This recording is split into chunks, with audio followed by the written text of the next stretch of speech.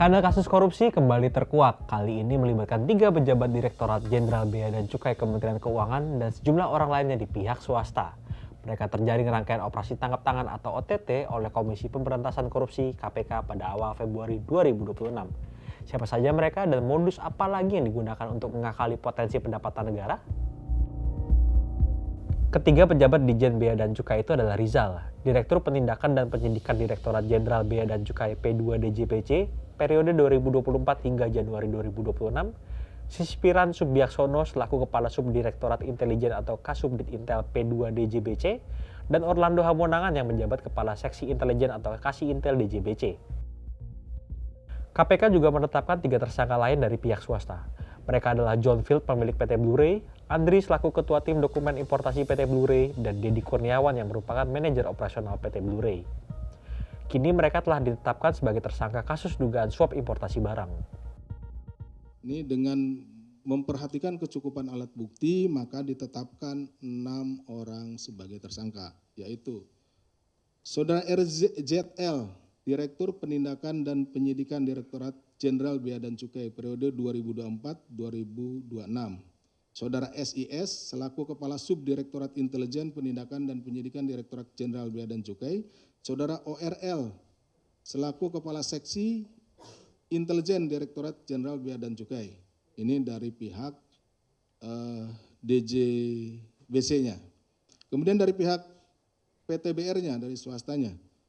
Saudara JF selaku pemilik PTBR, kemudian Saudara AND selaku Ketua Tim Dokumen Importasi PTBR, dan Saudara DK selaku Manajer Operasional PTBR. KPK selanjutnya melakukan penahanan terhadap 5 tersangka untuk 20 hari pertama. Itu Saudara JF melarikan diri. Sekaligus pada kesempatan kali ini saya menghimbau, kami dari KPK menghimbau kepada Saudara JF atau kepada seluruh masyarakat yang mengetahui keberadaannya segera untuk menyerahkan diri. Lebih lanjut, Asep mengungkapkan jika kasus ini bermula pada Oktober 2025. Para tersangka melakukan permufakatan jahat untuk mengatur perencanaan jalur importasi barangnya akan masuk ke Indonesia. PT Blu-ray berusaha untuk mengimpor barang yang diduga palsu. Mereka mengatur rute importasi barangnya agar barang yang diduga ilegal atau KW bisa masuk ke Indonesia tanpa pengecekan.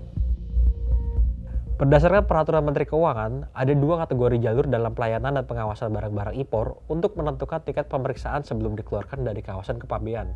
Keduanya adalah jalur hijau, jalur pengerjaan barang impor tanpa pemeriksaan fisik, dan jalur merah dengan pemeriksaan fisik. Mereka mengkondisikan agar barang-barang yang diimpor oleh tersangka dari pihak swasta dapat masuk ke jalur merah tanpa pemeriksaan fisik. Setelah jalur merah dikondisikan, pihak PT Blu-ray bertemu dengan pegawai DJPC dalam periode Desember 2025 sampai Februari 2026 di sejumlah lokasi untuk memberikan uang jatah tiap bulannya. Hingga akhirnya pada 4 Februari 2026, 5 dari 6 tersangka itu terjaring operasi tangkap tangan atau OTT KPK di Lampung dan Jakarta bersama 12 orang lainnya. Dari para tersangka, penyidik menyita sejumlah barang bukti berupa uang tunai sebesar 1,89 miliar rupiah, uang tunai 182.900 dolar AS, dan uang tunai 550.000 yen Jepang. Tak hanya uang, emas total seberat 5,3 kg atau setara 15,7 miliar rupiah dan jam tangan mewah senilai 138 juta rupiah pun turut disita.